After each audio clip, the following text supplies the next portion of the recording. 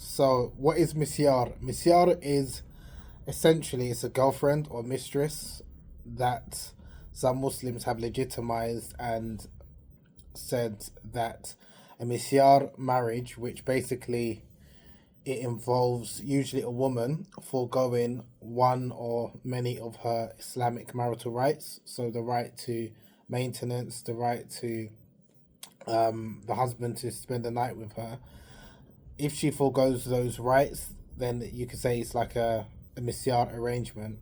And this type of arrangement started maybe like 20 to 30 years ago in the Arab world, in the Gulf, where a number of foreigners were traveling to different jurisdictions and they were seeking a fatwa, a legal ruling, whether it is allowed for them to marry a woman. And usually these men were married, so it's married men who wanted to take another wife, oftentimes without the first wife knowing, but they wasn't able to provide for that wife. So usually they will marry a divorced woman, or a woman who's still living with her parents, and again, it's like a secret marriage, but they'll make sure there's at least two witnesses, and there's maybe the consent or the permission is given by the guardian, so it's technically valid from an Islamic law perspective. But in, like I said, in many cases, it's a secret wife or hidden wife, as in the first wife is not aware of it, and it's really just a mistress. It's a mistress or like a girlfriend, or where the man is having relations with the woman.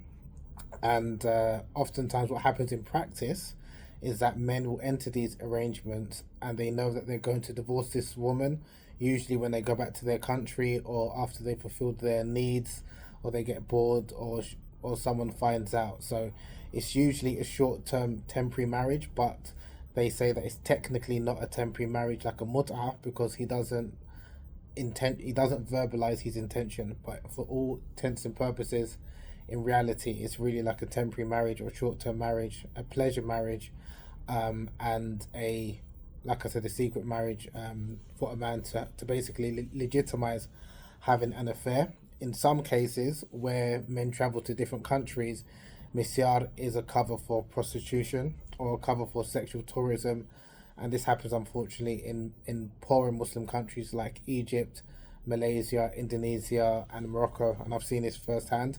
And some people who do these misyar arrangements are people who are outwardly very religious, even some Islamic leaders and Islamic speakers and imams have conducted or partaken in this relationship because they think it's legally valid, but it's clearly unethical and immoral.